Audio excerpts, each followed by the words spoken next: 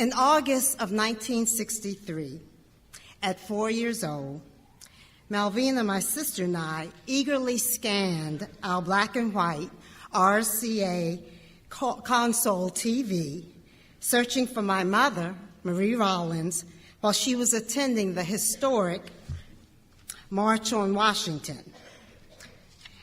As we looked, of course, I was more eager to find her than listen to the horrific "I Have a Dream" speech, being the baby of the family.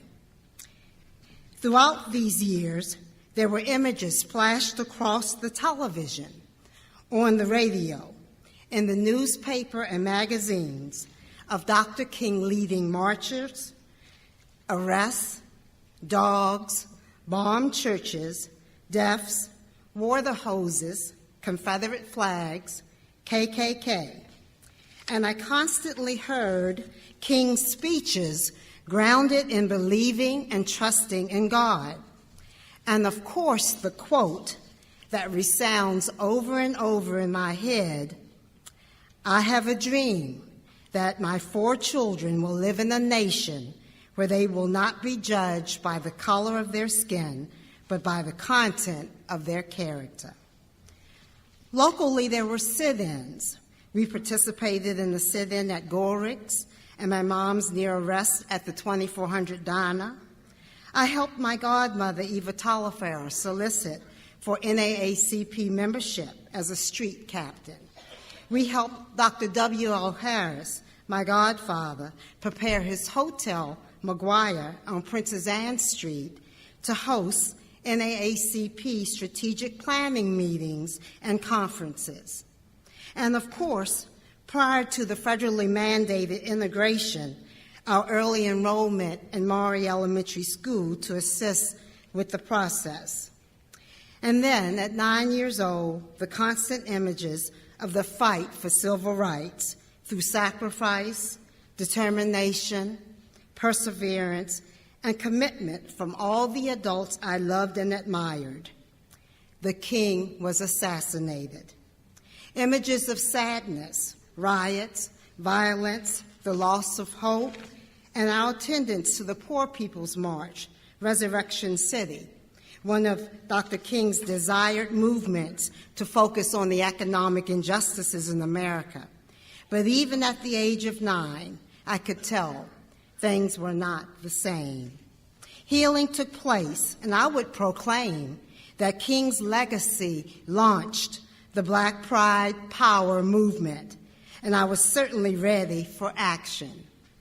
Thank you to our church, school, and community leaders in Fredericksburg. There were a multitude of programs, support, and guidance to keep African American teenagers engaged. New Sites Youth Choir, African American literature classes in the Black History Club at James Monroe High School, Harambe 360 Experimental Theater, the Miss Black Teenage Pageant, and the Black Art Festivals. I read about King's leadership, Malcolm X, Angela Davis, Roots. From the Wallace Library, I checked out albums and listened to King's speeches. And I did all I could as a teenager to benefit from this Black revolution and explosion of self-pride, self-respect, and love for our heritage, the contributions of Black people to the world. Knowledge was power, and we were surrounded by it.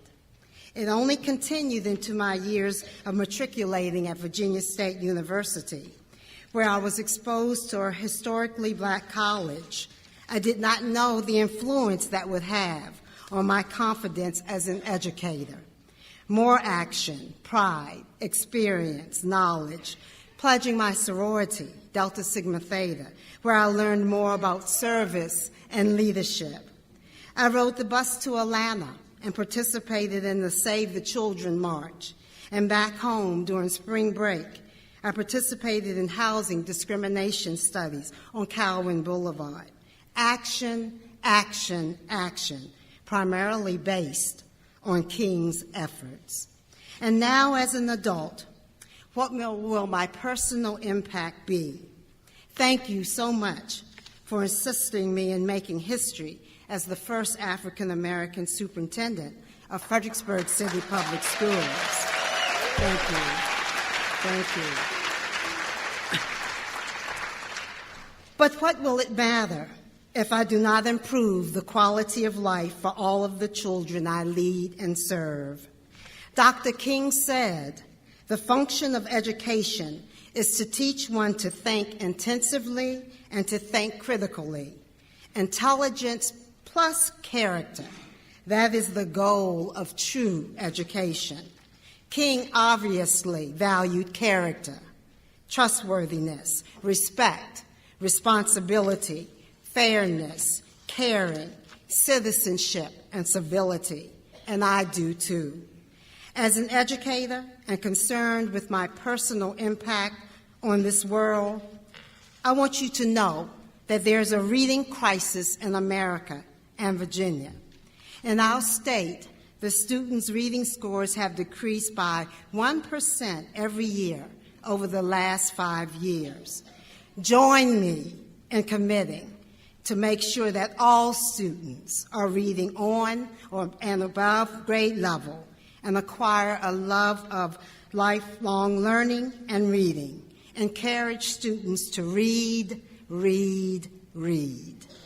Join me in eliminating the school-to-prison pipeline, injustices, school violence, trauma, by supporting programs and services that will clearly and effectively address the social and emotional needs of all students.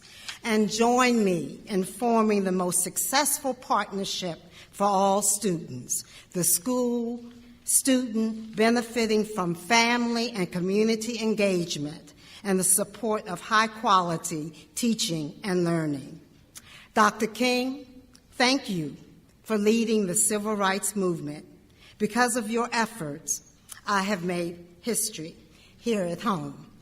To my community, help me actually make history by moving our school division forward and upward as we pursue academic excellence for all students. This is a call to action. Please join me, and let's keep Dr. King's dream alive. Thank you.